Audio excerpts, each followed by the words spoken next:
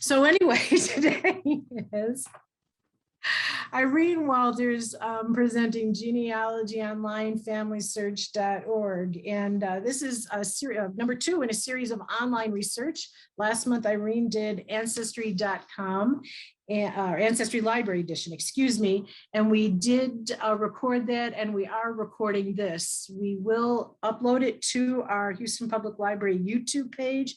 Please give us a while before you do look at the Houston Public Library YouTube page, and it says History Research Centers, where our material will be. But this one is being recorded as last month, Ancestry Library Edition, where Irene, who came to Clayton, Irene works at Clayton. She's our cataloger. She came to Clayton from New York in 1997 after receiving her librarian degree from State University of New York at Buffalo. She gives talks all over the place on various topics, genealogical research, including using computers, the internet, ancestors in the modern military, using newspapers, knocking down brick walls. She's from New York State, so she does presentations on New York, the Irish and French research. She started her own genealogy as a teenager, and she's taken her lines back to France, Ireland, and recently Germany. But her early Dutch ancestors have built a strong brick wall that she keeps chipping away at.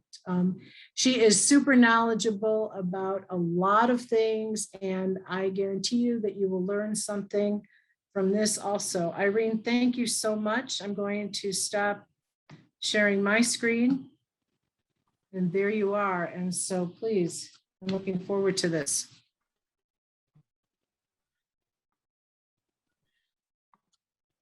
All right, everybody. Good afternoon. Oh, come on.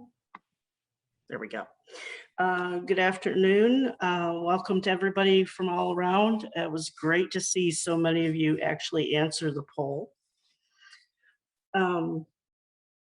My topic today is Genealogy Online, Familysearch.org. And I hope those of you who are listening will learn a few things about Family Search that you didn't know. This is for everybody. It's not just a beginner or an advanced talk. It's for the whole gamut, because I'm going to talk about basically the whole thing, the whole website. I'm Irene B. Walters. I didn't share my video at the beginning at Clayton. So my picture for those of you who might not know me by name. And we are part of the Houston Public Library, and Houston Public Library's mission statement is that we link people to the world. Our vision is that HPL is a vital member of a dynamic and diverse local, national, and global community. And at Clayton, our mission is to link you to the world of your ancestors. So, Familysearch.org. It is a free website. It is not paid. You don't, it's not like Ancestry, newspapers.com, Genealogy Bank, any of them. It's a free website, but to get the most out of it, you do need to have an account on Family Search. So to get to Family Search, you can go to the Houston Public Library's website, houstonlibrary.org, and click on Research, then click on Genealogy. Click on the title of the resource you want, which is familysearch.org, or you can just go right to www.familysearch.org. So on the HPL website, it's research, then genealogy, and then familysearch.org is under recommended websites. And it'll either be down like it is on my screen at the moment or over to the right-hand side. It depends on how your screen displays our website. So the free account and sign in. Both are at the upper right-hand corner. If you have not created an account, go right into create account. You fill in, you need an email address. You can also use your phone to help sign up on it to authenticate getting in. Once you have created an account, you just go to the website and click on sign in and put in your username and password. I will give you a major hint. You want to not just on your computer have it automatically save your username and password to get in, because you want to remember what your password is for when you come into Clayton Library and use one of our machines to get onto Family Search. So if you have your computer at home, save your password, fine, but make sure you've created a password that you're going to remember what it is. So when you signed in, it will come up with your name. Like mine, it comes up as Irene B. Walters, and it has that little circle next to it with my picture in, because I have put my picture into Family Search and designated it as my avatar picture. So when you go into Family Search, there are some different sections of Family Search. There's 5 major sections: search, family tree, memories, activities, and indexing. These are the major parts that I'm going to go over today. So we're going to start with search. Within search, there are different sections, and the first section is records, and this is one of the major areas of Family Search that you will use. There's pretty much 3 to 4 areas that you're going to use more than everything else, and record searching is the biggest one. So you're going to click on search, and then you get the little list of sections of search, both underneath search, and it'll come as a drop down. Click records. And most of the time we search by location. So you use the map wherever it shows up on your screen to highlight your section of the world, and your, then like when you highlight over the United States, you pick what state you want to do. So I brought up this Texas. I have a little bit covering my screen, so I'm like, wait a minute, did I do Texas or New York? You'll see those are the 2 that I do the most. I did Texas, and then you can go down and pick the database within Texas that you want. Where I have the oval where it says show all 141, there's 141 different databases that you can search that have information about Texas, that are either completely Texas specific, or they are things like this, the federal censuses for a particular year, which of course includes Texas. The upper highlighted area where it has the current obituary.com index and the Texas birth certificates 1903 to 1935, and the Texas birth index 1903 to 1997. Those areas show you the title of the database. These first 5 databases are the top 5 that they consider that people are going to want to look at. The number to the right is the number of records that are in that database, and then the last time it was updated. So sometimes once they've indexed a database, they don't have to update it again. Like the Texas birth index was last updated in 2012. They've done all the way through, so that it doesn't need to be updated unless somebody finds some major errors in it, where there's a whole section missing or all indexed wrong. Some keep getting indexed. The Texas birth certificates, it was last updated in 2018. That would get updated as they add 1936, 1937, and so forth, as they continue to hopefully be able to get more birth certificates for Texas and add them.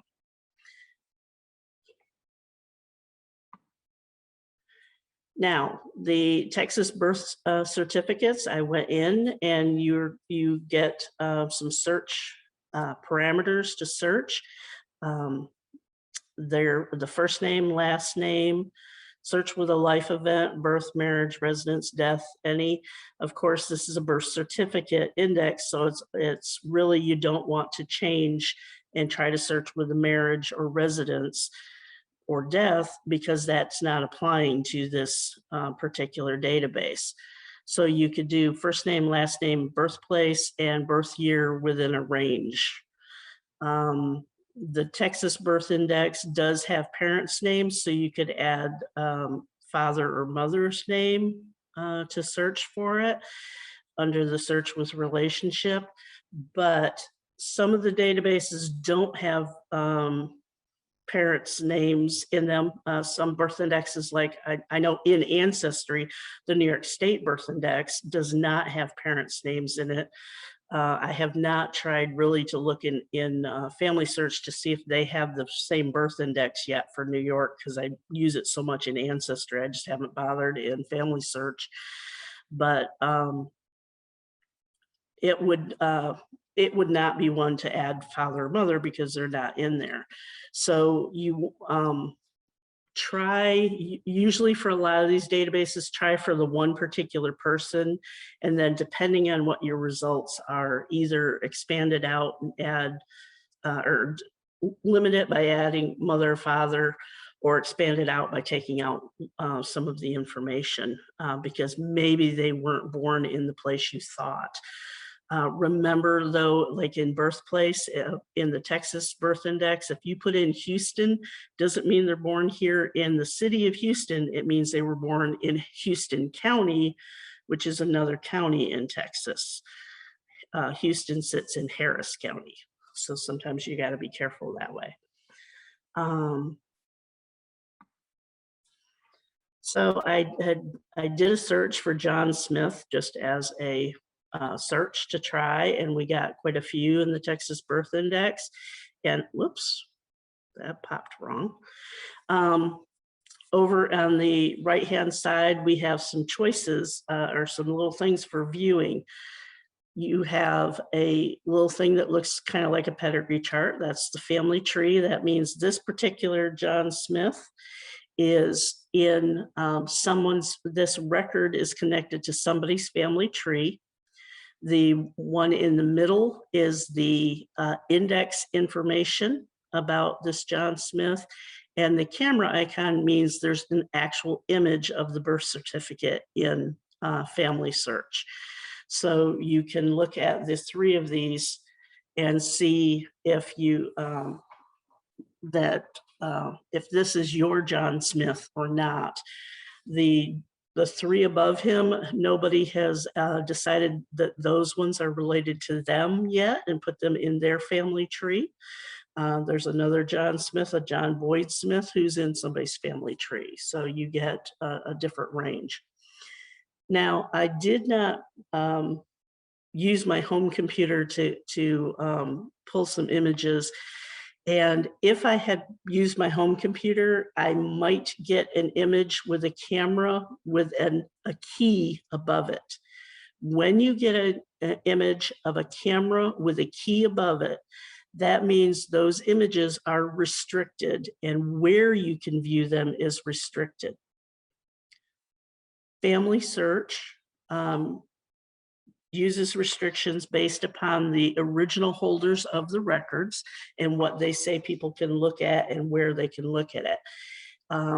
The key icon will, when you hover over the camera, will pop up and tell you if the images are available to see at a family history center, which is a Mormon church family history center, or an affiliate library. If it says both, then you could come into Clayton Library. We are an affiliate library, and use either our computers or our Wi-Fi and view the images. Or since some of you are in California and Philadelphia and other places, you could go to your local family history center or an affiliate library that might be near you and see these images. Family history centers are open now. They were closed for a little while doing some renovation to the computer network, but they are now back open. So you just need to go on Family Search and look for where the list of the family history centers is on Family Search and where the affiliate libraries are, and go in and see them. There are some records that are available only at an affiliate, at a family history center. So you still wouldn't be able to view them at Clayton. You would only be able to view them at a family history center. Okay, and then I clicked on the camera icon and I actually pulled up John Smith's birth certificate. So this is the image. You can print it, you can download it. You can attach it to your family tree. You can add it to your source box on Family Tree or on Family Search. So there's quite a few things you can do with it. Now, when you are searching on Family Search, you want to do just like if you were here for my talk on Ancestry, this is going to be a little bit the same. You want to start narrow, then expand. You want to search the individual databases versus all of Family Search. When we first went to record search, you could put the name in, I was on Texas, you could put the name in and the dates, and it would have searched all of the Texas databases for John Smith. But since I was looking specifically for a birth record for John Smith, I wanted to go to the birth records for John Smith. It gives you a narrower set of answers so that you don't have to wade through page after page or screen after screen of answers. You want to start your record search at least with the state and then expand to all of the US, or start with the country of origin if you are looking for your ancestor from France, Germany, wherever. Because remember, Familysearch.org, Family Search has microfilmed records from all across the planet, and they are digitizing records from all across the planet. So you can do look for those from other countries. You usually start with place searching and do place of birth or last known address, place of event, etc. And when you're doing the date searching, use a range of years. Don't just narrow it down to one particular year, even though you know that like your John Smith should have been born in 1930. Don't do it range of years 1930 to 1930. Do it 1929 to 1931, just in case his record got pushed off and he might have been born in December, but his record got recorded in January, and somehow on the record it got recorded that he was born in January.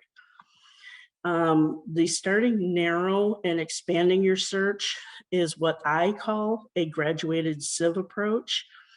That when we have, excuse me, such as in my picture there, the three sieves that were on top of each other, and we dumped some dirt into them and shake them up. The sieve that is on the left-hand side is the dust. It's the most filtered information, and it has the highest probability to be what you're looking for. So really, the more things the more narrow you make your search, it should be what you are looking for. It might not be. It might be in the medium sieve, the medium pebbles, or partially filtered information. The next most useful information. It can be slightly off the truth. It could be that the birth date is off by a few days, or a month or two, or a year or two. It could be that grandma always said she was born a certain year, but that was because she didn't want people to know that she was a lot younger than grandpa, or older than grandpa. You never know.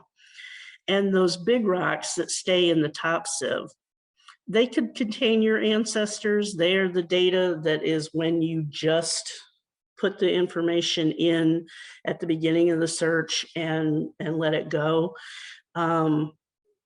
Your actual answer might be in one of those rocks and hidden in there, and you'll have to grind that rock down a bit and knock the dust off, knock the some chunks off it, and see your gold nugget in the middle. Now, in Family Search, just like in Ancestry, you have filters that you can use. There are name filters, and you want to use them. So you have your first name and last name.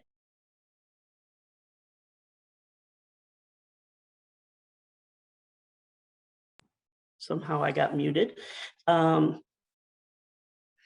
Okay, in some parts of the databases are alternate first names and alternate last names that you can use. Some search boxes have that and some don't, depends on the database. And checking, but those little boxes after the names, that's in all of them. And checking that box means you are restricting the search to the exact spelling. Most of the time that doesn't really help, because as we all know, in genealogy, a lot of times it's people looking at the records in the hand that is handwritten and trying to determine what that handwritten record says, and it can be off. It could have an ink blot on it. It could have letters scribbled together. If somebody looks at my signature of my last name, they're not going to say my last name is Walters. They're going to think I'm Watts, because my ERS is smushed together and turns into basically what looks like an S. And as I come back to cross my T, I cross my L. And I've been doing it for years now. So I look like Irene Watts instead of Irene Walters. Other filters, life event and place filters. So you can search by birth, marriage, residence, or death if you're not in a particular, if you're not like in the birth certificate search, you could search by death or residence or marriage. The default is always birth when it comes up. The default search searches for similar place names. So sometimes it will search exactly what you typed, or will bring up exactly what you typed, but it'll also bring up other places that are kind of similar. So it is a little, sometimes your results look a little strange. But checking the box after the place limits search to the exact text typed, which also doesn't help when all you type is the town or the county name, and you then say exact. Well, the town and county names are usually put in along with the state and so in the country. So just I would never check the exact for the places. You get your date ranges again for the different places. Another filter is a relationship filter, which you can choose a spouse, a father, a mother, or other person such as their child, and put those in, and the same parameters as under searching for your ancestor's name. Some other filters I have: relationship, of course, you can restrict records by location, restrict by type, restrict by batch number, and restrict by film number.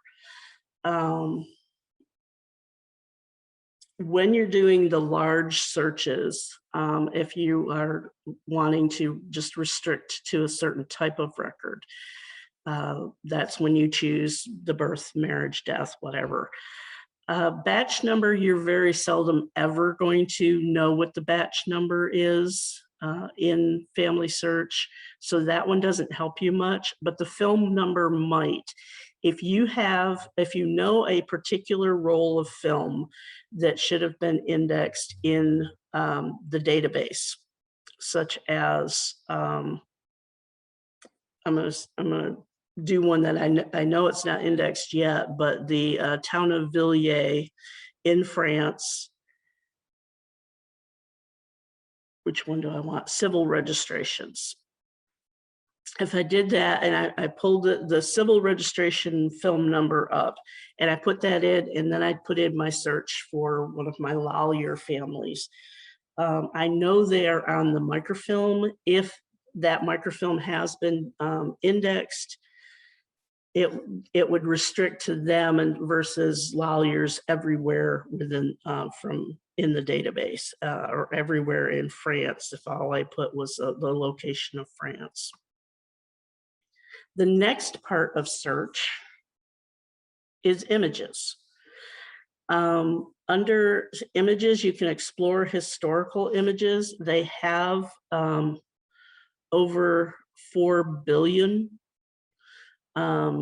images up. When I took this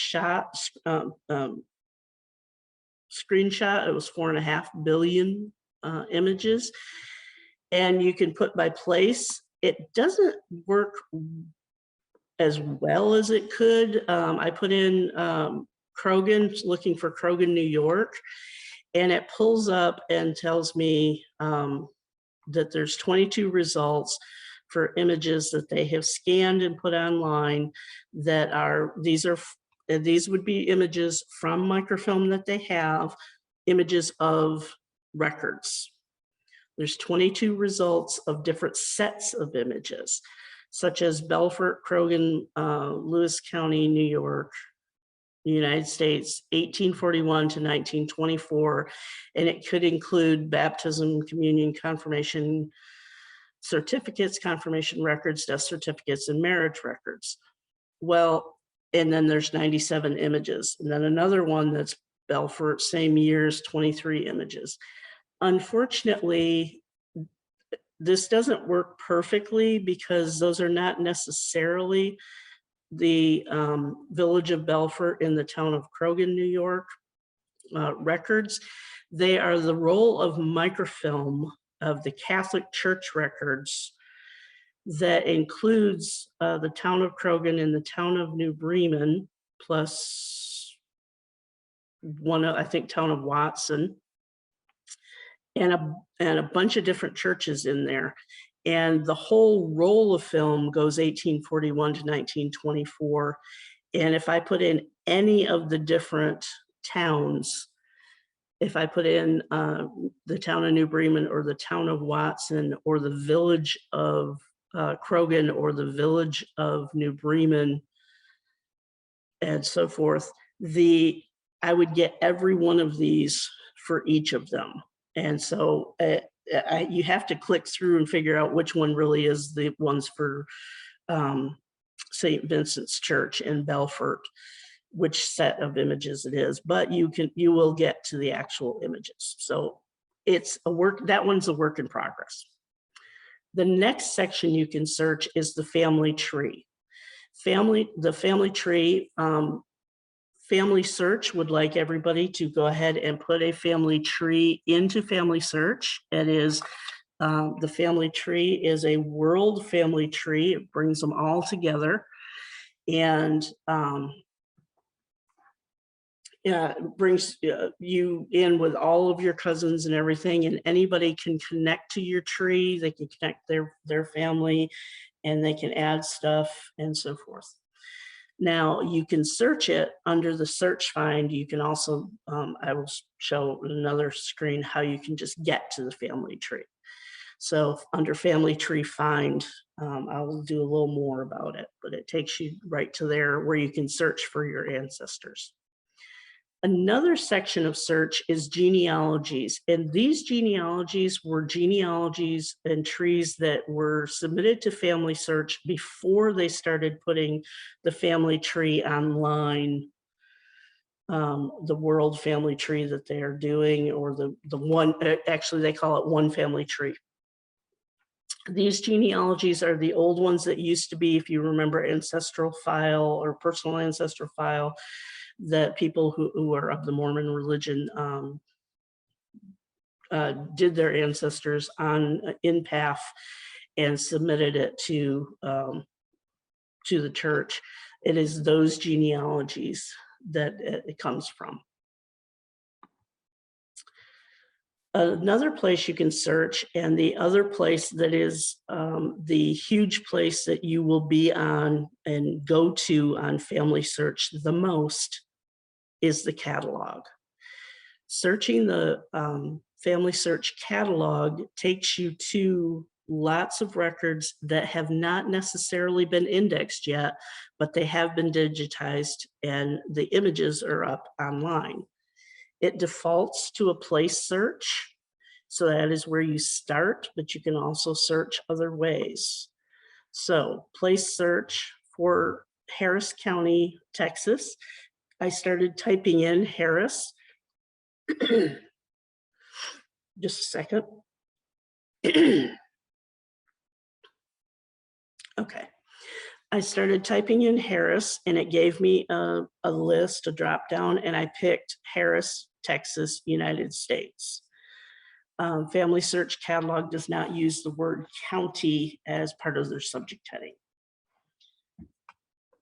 When I clicked search with Harris County, it comes up and what it gives you is a list of subject headings for that place. And then the last part of the subject heading is what the records or books or whatever that are in the catalog are for. So biographies, business records, cemeteries, church records, histories, genealogies, land and property records, military history, naturalization, citizenship, probate records will be down farther. And so when you click on them, you will get like court records. I clicked on court records and I got the civil court minutes, 1837 to 1840. When you look at something like this and the author seems to be an entity versus a person, such as Texas County Court, Harris County, or the minutes of the 11th Judicial District is author is Texas District Court, Harris County. Those are entities versus people. Those are things that were in like the county courthouse that were records that were filmed.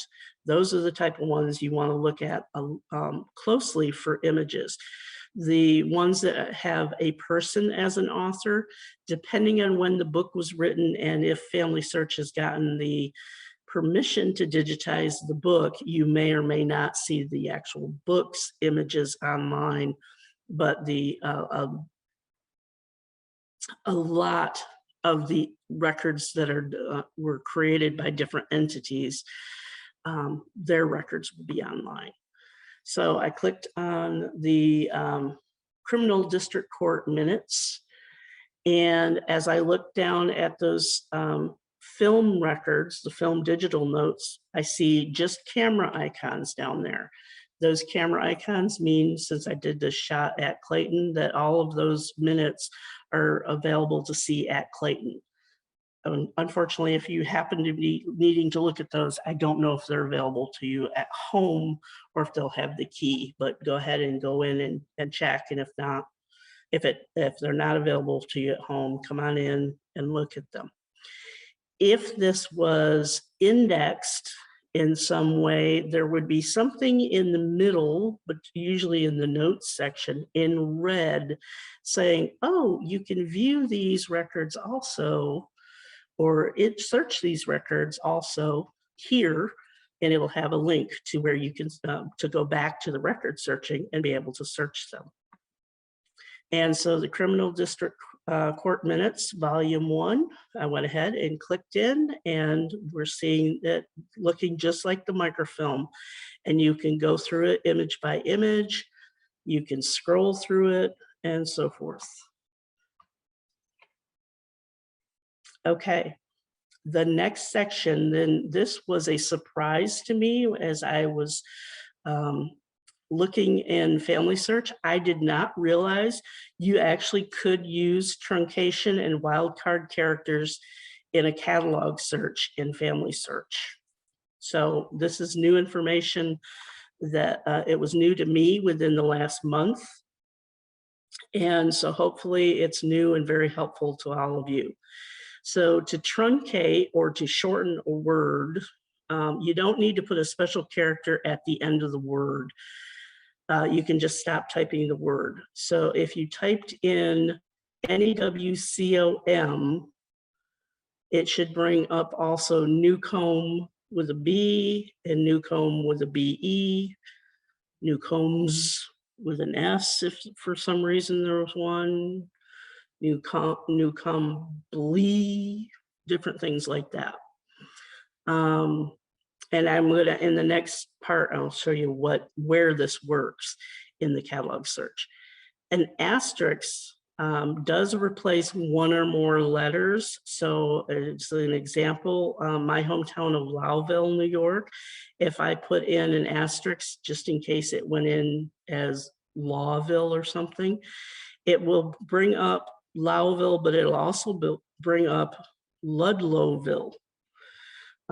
Because the UDL in the LO, actually, UDLO in the middle, all are covered as the asterisks. But if I used a question mark instead of an asterisk, a question mark replaces just one letter, and in Lowville, L question mark, and then Woodville will bring up Lowville, Louisville, Lawville, etc. Where truncating works is in the surname search only in the catalog search. It does not work anywhere else in place, keyword, author, title, subject, just in surname search. So those are the surnames that are pretty much on just the family histories. Occasionally there will be surname subject headings in on books that are not family histories. So Walter will bring up ones that have the surname Walters, Walter's son, things like that. Wildcard characters, whoops, why did that jump all the way? Sorry. Okay, wildcard characters work in the keyword search, the surnames search, and the title searches. They don't work in place, author, and subjects. Place, as you type, it tries to fill out and fill in like that. That's why it doesn't work there. Author and subjects, those, I'm not sure exactly why it doesn't work in those, but wildcards working only in keywords, surnames, and titles. So even though it doesn't work in place, you can put your place in a keyword search and still get it. So when I put in Lowville with the asterisks, just in case it's on the title of the book is something different or whatever. So I got it showed the Lowville and the Ludlowville there. Now, the other place to search in Family Search is the book section. And the books is different than the catalog in that the books section is the books that have been digitized by Family Search and the affiliate libraries that they have worked with across the country, and I think they might have some in some other countries by now. And these are the books that have been digitized and are connected. Now, all of these books are connected to the catalog, but they are also, you can just go to the Family Search Digital Library under Search Books and search just for them there. You can put in a specific search with quotation marks and get something. So I wanted the book, The Genealogy, History, and Alliances of the American House of Delano, 1621 to 1899. And I knew this title had American House of Delano. If I don't put it in quotes, it looks for the word American anywhere in a book, and the word house anywhere in a book, and Delano anywhere in a book. And if there happens to be another book that is got those three words in, or those four with the of, it would bring it up. So I limited it to a narrow, I tried to narrow down my search on purpose. And you can actually go in, and when you are logged in, you can go in and see it. Now, this one unfortunately has a black image as its cover image, instead of, because the copy they had, that's what the cover looked like, versus it having a fancy picture or something like that, or going to the first page. Some of them, it depends on what it is, but it's a 668 page book. You can click on it, look at it, you can download them, and so forth. Now, the next section is searching the research wiki. And when you go into the research wiki, it has stuff for places all across the planet. It has all sorts of different types of research, looking for Italians in America, looking for Detroit, Michigan information, looking for France. You drill down. Now, as a wiki, the information is put in and brought together by people kind of all around the world helping to build this up. So sometimes, yeah, you do hit a spot where the information, there's not a lot about it, just because there's not a lot of people putting information in that. So it is definitely, sometimes you don't get too much, but other times you get a ton of information, and reading how to do research for different places, what type of information is kept by those places, what entities create the records for them, and so forth. So the Research Wiki is a wonderful place to go in, and you can get it in other languages. So I did a search for Moselle, France. I picked France, and then I picked Moselle. And this is just the beginning of the information. And they all have the contents thing is kind of similar on all places of histories, localities, or whatever, so that you can kind of drill down the same way on all of them. So for search, it is the place to start on familysearch.org, and where you'll spend most of your time. That's why most of this talk has been on that section of the website. It has records, images, family tree, genealogies, catalog, books, and research wiki to go into that you can search. Okay, big breath. Next section, family tree. The family tree on familysearch.org has some different sections. They have an overview, a tree, a person, a find, a following, and my contributions. Remember, it is a shared family tree. It connects your tree and your cousin's trees all into one. All deceased people that you put in are viewable, but living people you put in are not viewable. They are private and only viewable to the person who put them in until they die, and you make them mark that they are deceased. So my uncle, my dad's youngest brother, died in 2019, and I had him in because, yes, he's on the 1940 census, and I had him in as a child, but I was the only one who was able to see him until when he died, and I made it I marked that he had died, and now anybody going in can see it. And they would see that my dad and all his brothers and sisters are dead, but they would not see me or any of my brothers and sisters because we are all alive. There's a few of my first cousins that they would see because a few of them are dead, but not all of them. So you won't see all of them. You can add anything uh, you can add to any deceased person. You can add almost anything to them.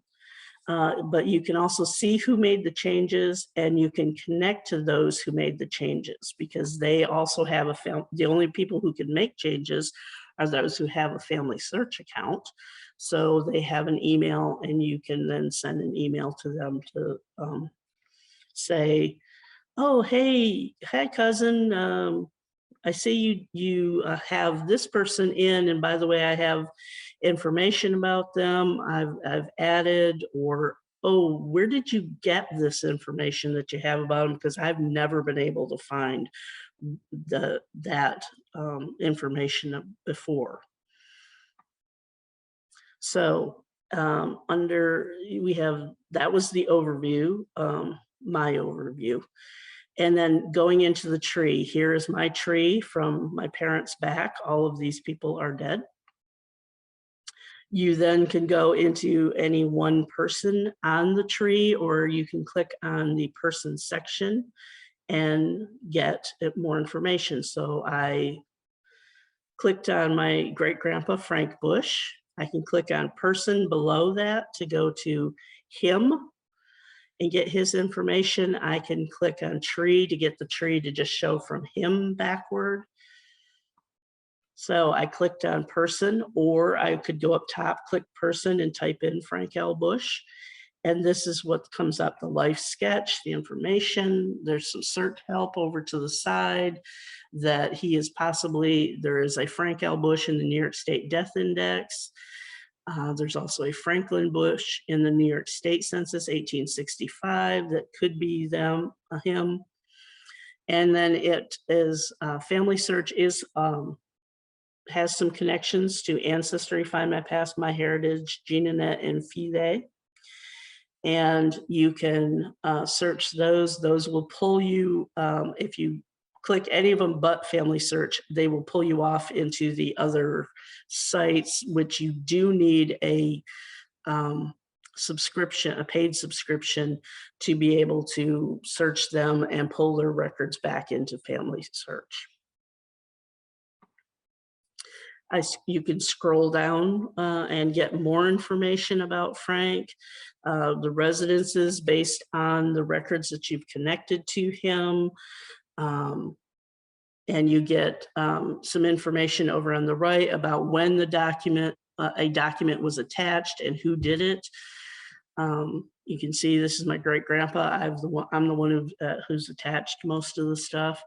You can also look at possible duplicates. That's where Family Search is looking at it, and the computer is looking at it and goes, hey, this person over here kind of matches this. You want to look at it and see if you want to, if it's the same person that my cousin Janie put in, maybe. She and I share the same great-grandpa, and we both have him in. Oh, do we want to see if that it is the same one and bring it together or not? Or, hey, here's this other record that somebody has for another Frank Bush in Lewis County, New York. Do you think it's the same person? And you have, do be careful, because like somebody had hooked another Frank Bush to him, and I did have to take him, split the record and say, no, that is a different Frank Bush. But you can merge by ID number up by his name. He is LD8R-FBT. It is a number that is created by the computer. As you enter a new person, everybody gets some ID number. If you have two that you want to merge, you can do it that way.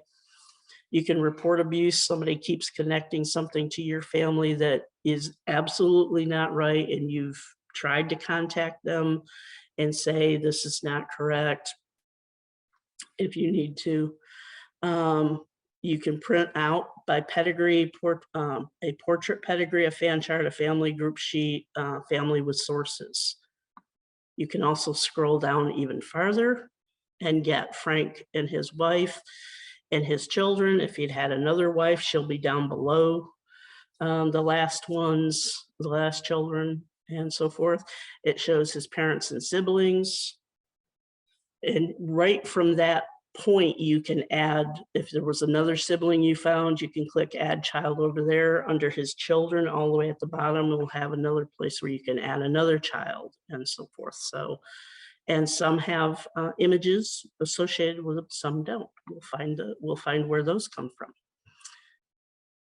The next section is find. So discovering your deceased ancestors. You can find them by name. So if I want to try to add another relative or see if somebody else has already put in some of my relatives, I can search here in the family tree, the one family tree, to find them.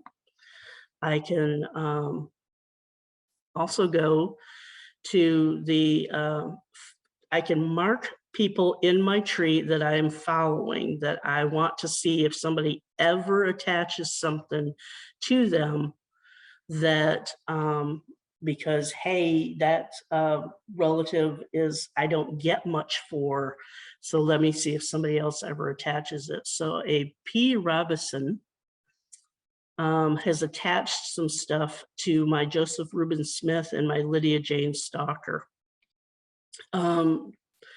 That person, I don't know if they're related to me or not, or just somebody that is going through doing it. But those are two of my ancestors, my great-great-grandparents that I don't, I know basically everybody that descends from them. So if it's somebody that's related to Joseph through his sister or something like that, I don't know all of them. Or Lydia, I don't know of anybody that descends from any of her family. So I want to know if somebody puts something in that it's like, ooh, I can actually connect to somebody. My contributions, that section is where it goes in and tells me where I can say what are the changes I've made to people since the last time I did it. So it happened to be that it was around April 3rd that I did this shot. So I have a bunch of stuff that I had done on April 3rd.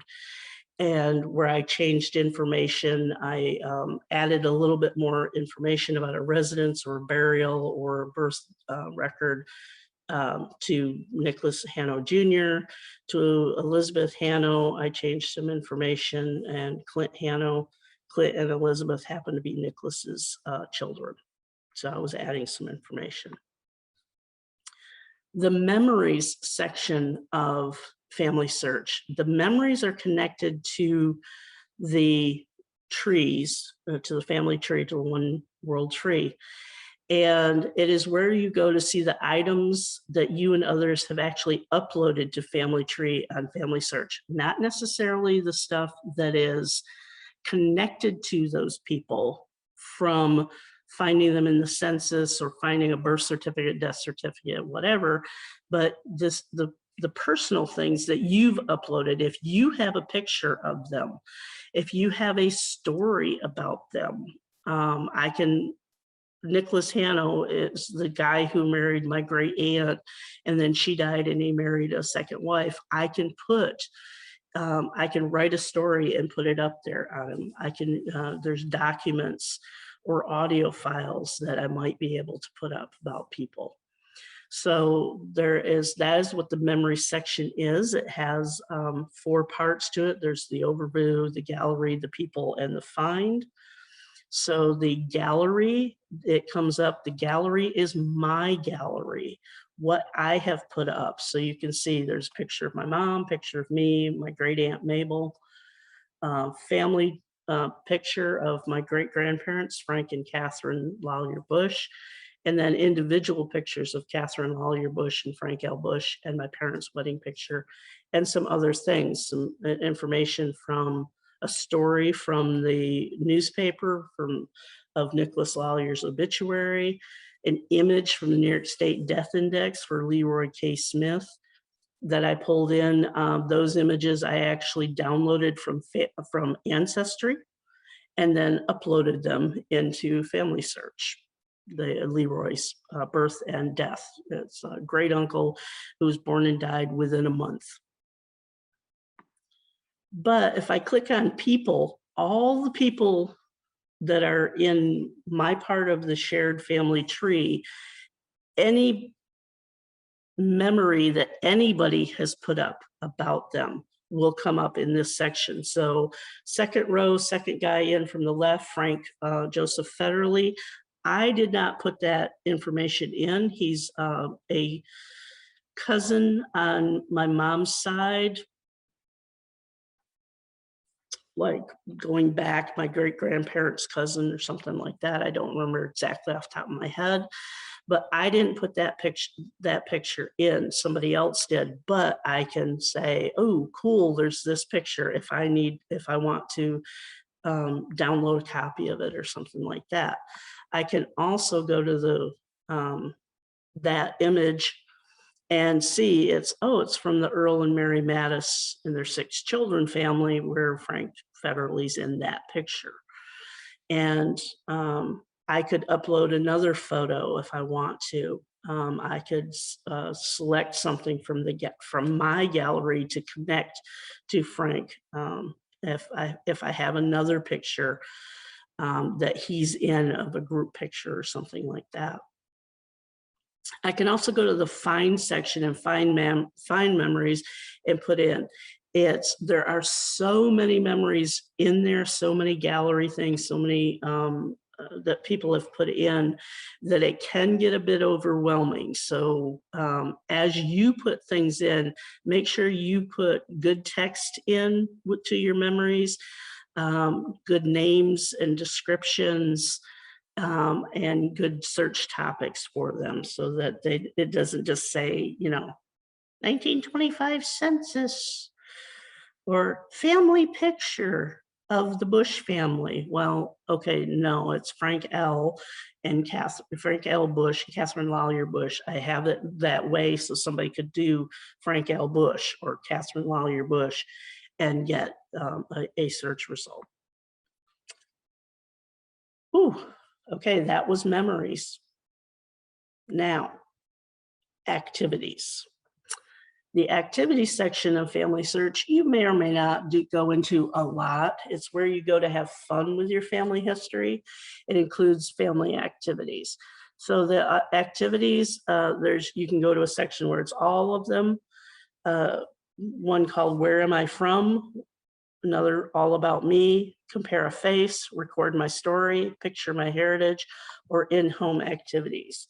So the activities, Where I Am From. When I click on that, it shows me my family tree that I've put in, where the places that people are from, how many people I've put in and that are put in, where they're from. So you can see there's a huge chunk in New York State, 42, because that's where I'm from. But also my mom's side is from France, and I've put a lot of them in. So there's 94 people from France and 3 from Ireland. So, and my picture just on the equator for some reason. I don't know why I'm down on the equator. Another section, here's what's happening in 1970. That's part of the All About Me, name, origin, and meaning, my name, popular song, the movie ticket, what movies were, the cost comparison for a movie ticket between then and now, and so forth. And then they compare a face, which is pretty fun. You want to click on it. And if you've put a picture of you in, it will run a comparison between you and all other pictures that are in your gallery and like that, and see who you look the most about. Now, since I have both my mom and my dad in there, when I ran it, the funny thing is it's saying I look 42% like my dad. And my aunt, who I just saw recently, looked at me and said, you're looking a lot like your mother.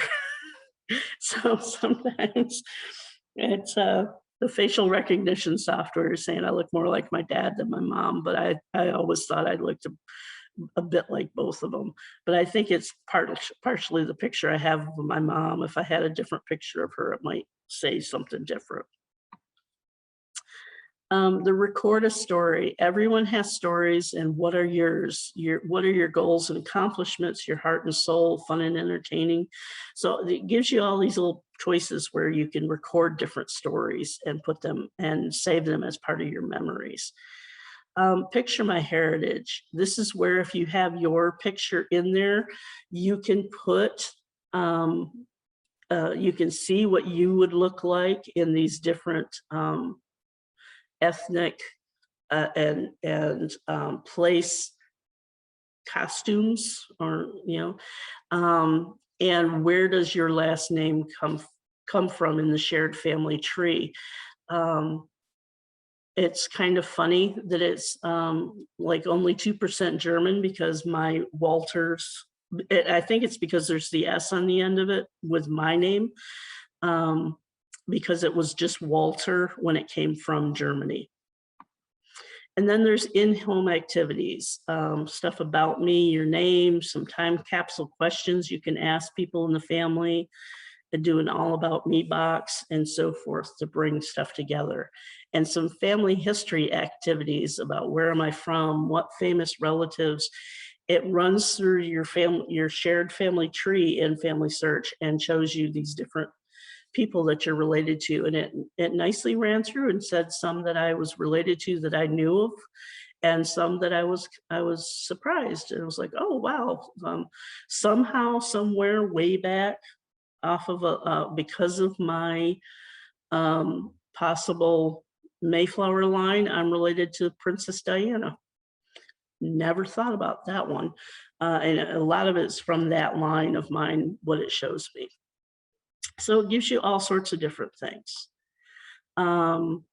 Ancestor Challenge, some stuff about getting to historical records, World War I service records. Some of this pulls you into searching and so forth. Women of Faith. Oh, hold on. That jumped too far. I bumped the computer with my other hand. Ancestors' headstones, World War II service records, World War I draft cards, and also if you're Mormon, stuff about Nauvoo, Joseph Smith papers, and Women of Faith. So remember, this is the Mormon Church Library website. And so they do have some that are more specifically Mormon and won't necessarily be your relative or your family, but it does have a lot that goes into everybody else, everybody who's not Mormon's families. There we go. Whoop. Forward. Okay. And then the last section of the Familysearch website is the indexing section. Has 4 sections about an overview of web indexing, find a project, and a help center.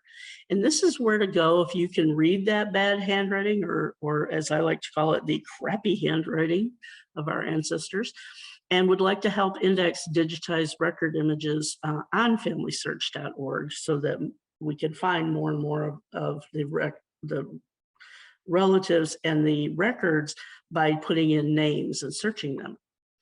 So you go into the overview, tells you how to make it, how it kind of makes records searchable online and so forth. You go into the web indexing, and once you sign up, it helps gives you a batch of records. You don't have to do a whole roll of film. You get a thing of maybe 10 images, and you go through, and it gives you how you index them. It gives you something like an Excel spreadsheet that you put the information in, except that it's an online Excel spreadsheet thing. Your tools to index and so forth. You can go, whoops, that jumped right out of there.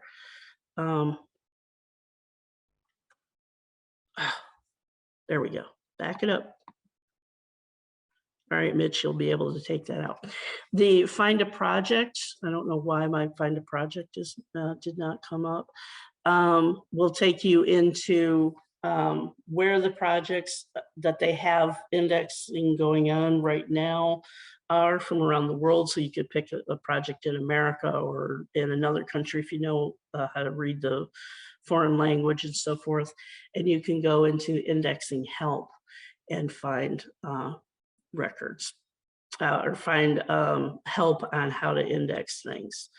So indexing is great if you can have some time to do it, and you can read that crappy handwriting, and especially if it's crappy handwriting in another language, it helps all of us in the genealogy community. So my closing statement about Familysearch.org, it's another great place to start or continue your family history search. And it's also a great place to connect to relatives around the world. So this has been Irene Walters from Clayton Library. We are open Tuesday through Saturday, 10 a.m. to 4 p.m. for researchers and telephone reference at the moment. We are closed Sunday and Monday, and I've had a few people say something about that. It's been over 17 years, I believe, that we've been closed on Mondays.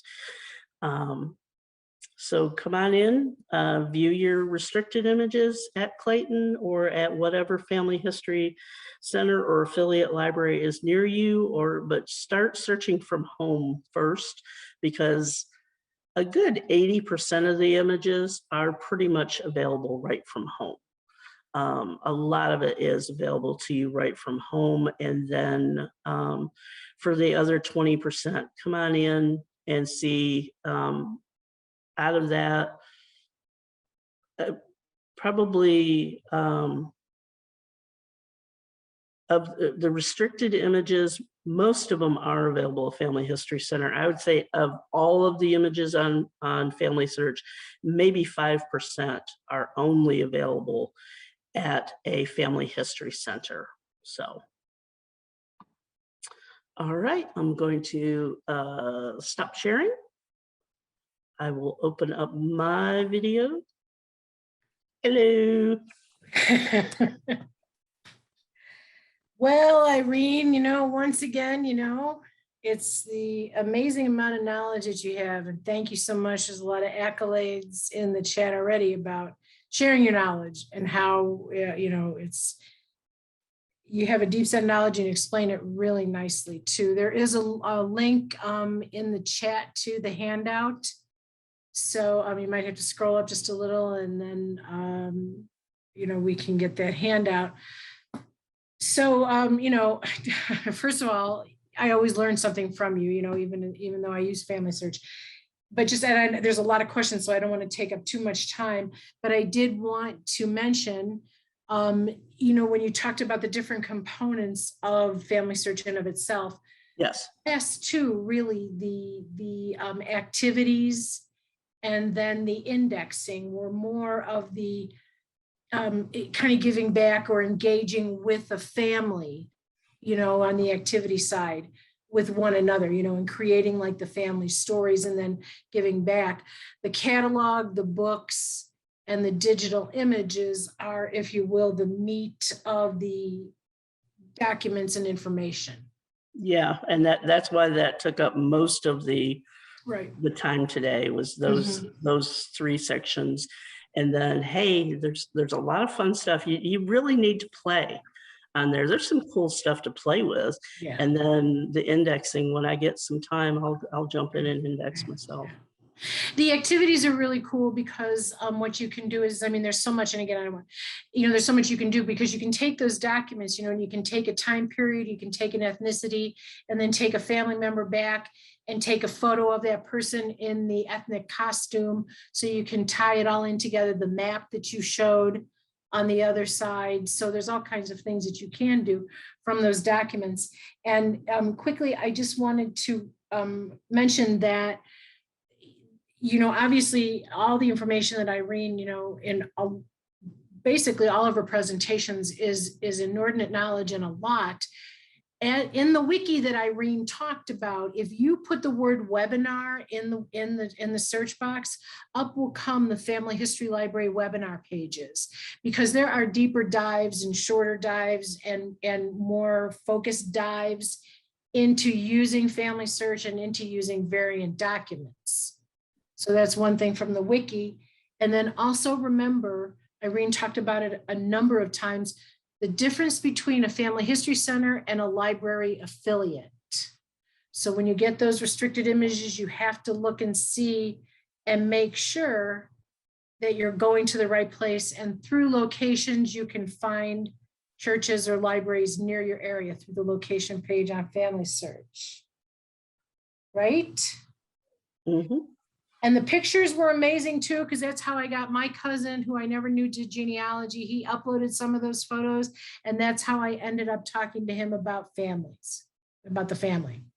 So I'm going to, Mitch, I'm going to turn it over to and get some of these questions to be respectful of everybody's time. So thank you. Sure, we've got quite a few questions here. Okay. Thanks a lot, Irene. That was packed full of information. So let's start here at the top. Linda Klein asked early on, talking about the searches, the wildcard searches. Do the asterisk and the question mark work in the record searches, or just when you're searching the catalog?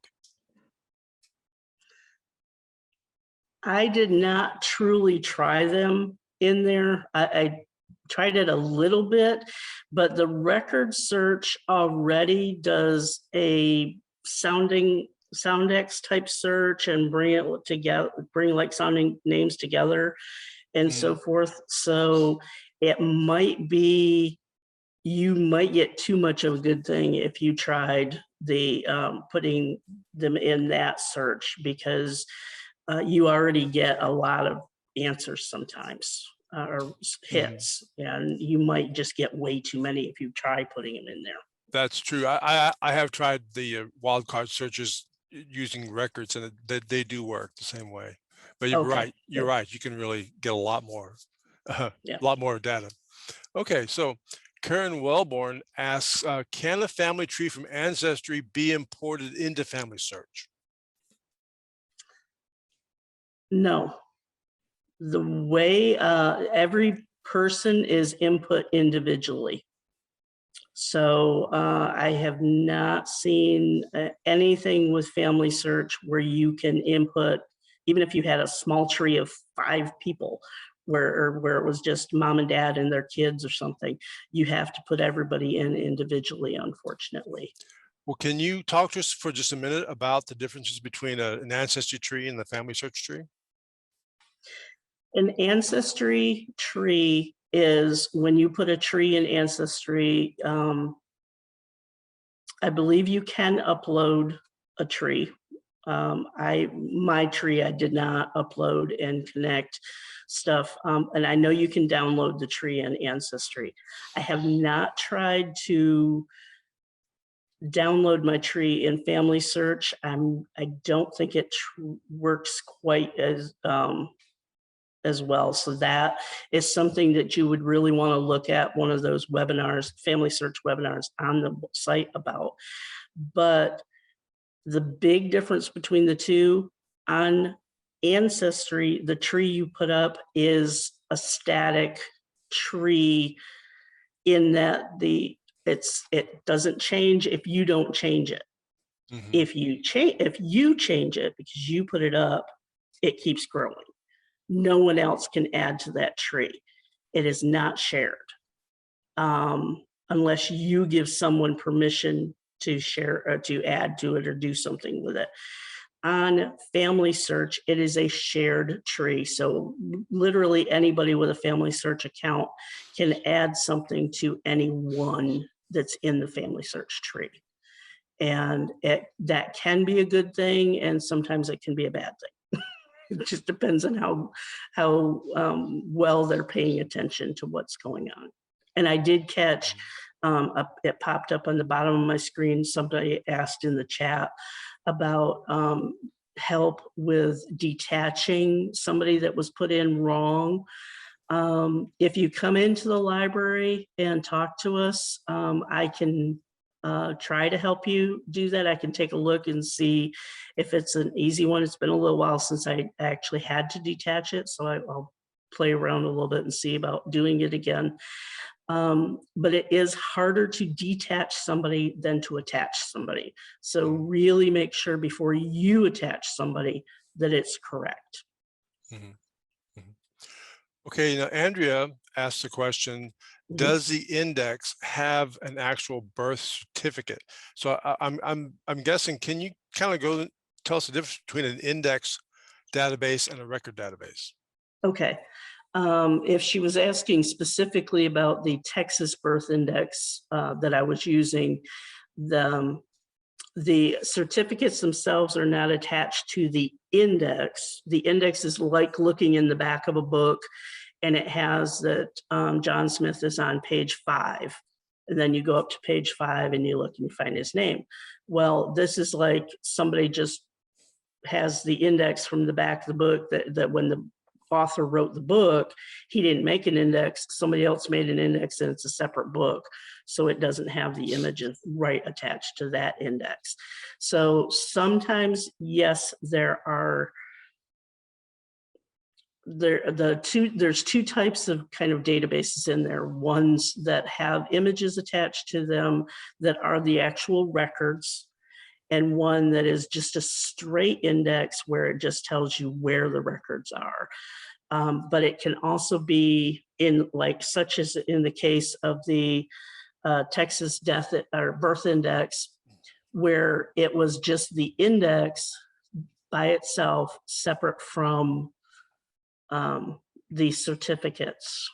So it can be just telling you that, hey, there was this person who was born on this date with these as parents, and to find the birth certificates, you have to look at a separate database within Familysearch or within Ancestry.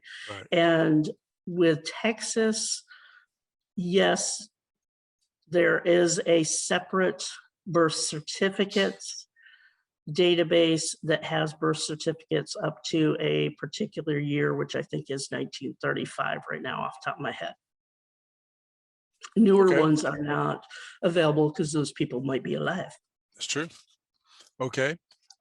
Mildred is asking about the search box, and she asked several questions. I guess the main point of her questions was once you search for something and you look at it, how do you get back to the search box? Do you have any tips on that? Depending on where you are, most of the time on the left-hand side, there is where you can update your search. You can change stuff, and then scroll down a little bit and click the blue update button, or just use the computer's back button, the browser's back button, and go all the way back to the search.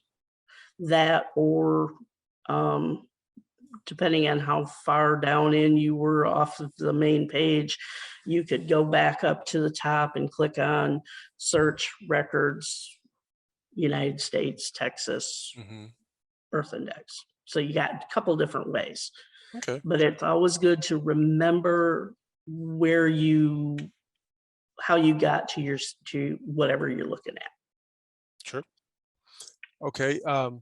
Linda Klein is talking about, she has a number of German ancestors. They have 2 middle names. A lot of Germans have the same first and middle name. In a certain period, she says she's been told they often aren't called by their first name. The question is, should I type all 3 names in the first name box, or maybe the second and third name under the alias? How would you handle that? I would type them all in the first name box.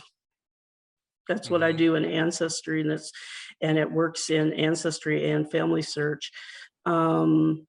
You could also try if you end up having 3 names that are first and 2 middle names, search just the actual first name and the last name, the second, and then do another search that is the second or the first middle name and the last name, and then a third search that's the second middle name and the last name, and that way, and then kind of look and see if you find it under any of them. And yes, you're right, Germans do not necessarily go by what was given to them as a first name. When I finally connected to my Germans in Germany and found my place, I found out my great grandma is not Wilhelmina. She is Caroline Wilhelmina, and nothing in America has Caroline. Yeah, I've run into a lot of Johann, Heinrich, Johann, Augustus. Yeah. So Jack T says that they added a person to their tree accidentally. That's not a relative. How do I disconnect them from my tree? If Jack lives here in Houston area, come on in, and I'm here basically Tuesday through Thursday every week, Friday and Saturday every other weekend, and I can help him do it. If he does not live here or can't come in, you can on Family Search, you can go up to the help in the top right-hand corner, and you can contact Family Search in Utah, and they will work with you. And they might have to remote into your computer, but they can help you figure it out. And there's also stuff in the help that'll help you do that. So either if you can come on in and do it, if not, contact Family Search if you can't figure it out from the help screens. And they will help you right down to remoting in your computer to help you to fix it. But you can do it. Okay.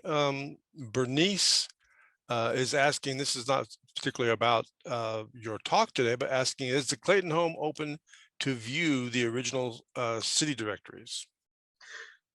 Not as just walk in to do it every day, but if you call us and say that you would like to come tomorrow, or Saturdays are not a good day though, so tomorrow itself wouldn't be a good one, but to come on Tuesday, the 12th of whatever month or whatever.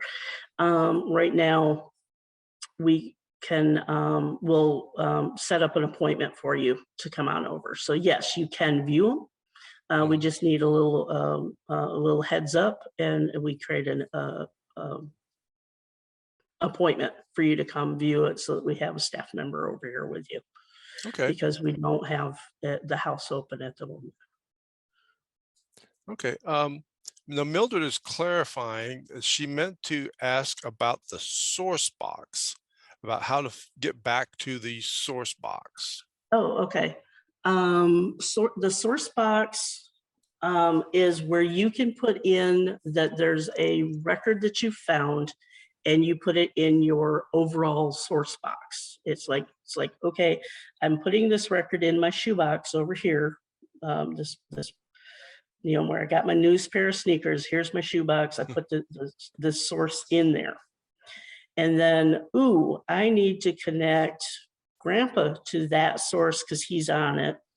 And happens to be also my second cousin from that side is on that too, because he's worked for Grandpa on the farm. And so you can put it in your source box and then go to Grandpa's record in your family tree, connect to it. So you've drawn a string from Grandpa to that piece of paper that's in your shoebox.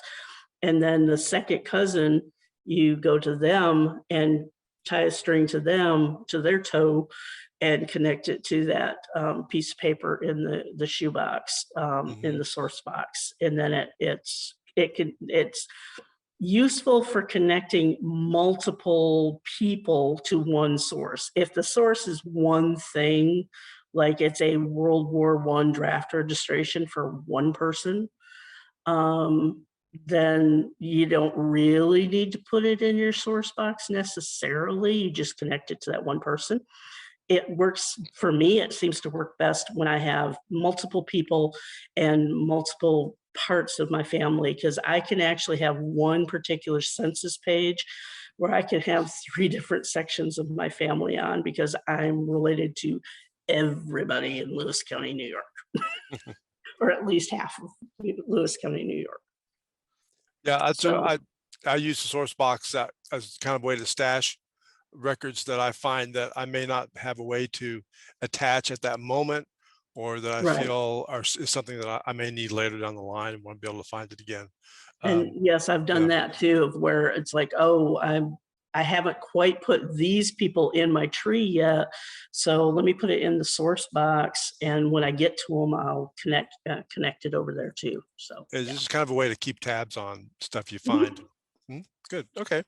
Now Robin asks, how much of Ancestry.com is on Family Search, or how much overlap is there?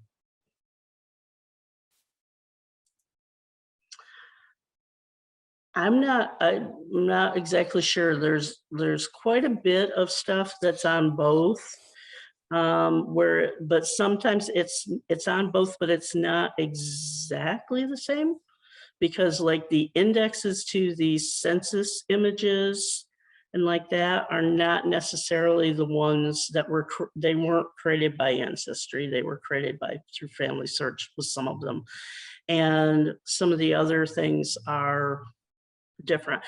If it is if it's a set of records where it's the images only, those are usually only on Family Search, and if they haven't indexed them yet. But there's a lot of records that are only on Family Search, because remember, the record holder is who says who can view them. So if they said to Family Search, yeah, you can make it viewable to everybody on the planet, except we don't want you connecting it into Ancestry, then it would only be on Family Search. If they said, yeah, you can share it with all of your partners and everybody, then it's on Ancestry. If they say we want you to only be people who come to Family Search, Mormon Family History Centers, then it's not available in the affiliate library. So I'm not sure. I mean, there's quite a bit, but there's a lot that's unique to both databases. I just saw a pop-up about the source box. It is only when you're in the family tree. You have to be looking in the family tree section, and then you'll see it kind of up under, usually up towards the right-hand side. You'll see it. Yeah, that sounds right. I'll give one little tip that I've learned, and you may have covered this in your Ancestry talk, but lots of times Ancestry will use the index of data file or database records that Family Search supplies, and so you'll just get the information, but you won't get the image. But if you dig into the information about the database, it will tell you what film number from Family Search was used for that record. And I'll just go and do a copy of that number, and then go over to Family Search and search for that film and call up the film that they're referencing. So quick tip. Anyway, that's now I showed you at the beginning where you could put the film number in. You could put the name and the film number in, and get it right down to those. So yeah. So that's all I have here. I'm gonna turn it back over to Sue. Thank you. Okay. Wow. Just a lot of information.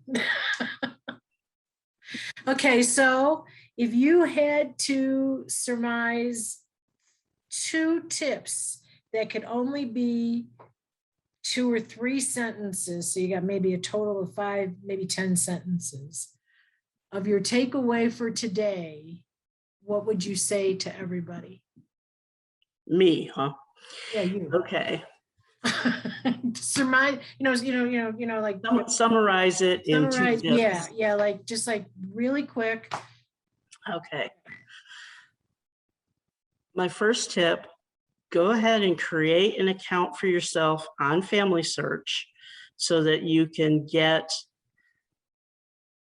some fascinating records about your ancestors and that you might not find anywhere else. And you might find actual proof of your ancestors' existence or life when you get to an actual image of a usually handwritten record. That can be actual proof for you of your ancestors.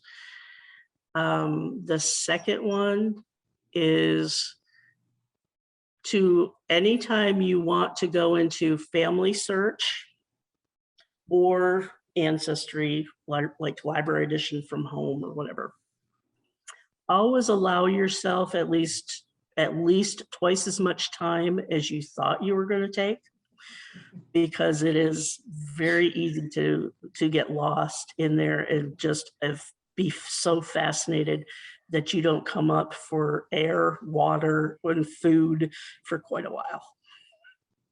So those are the summaries. Familysearch is so cool. There's so much in there.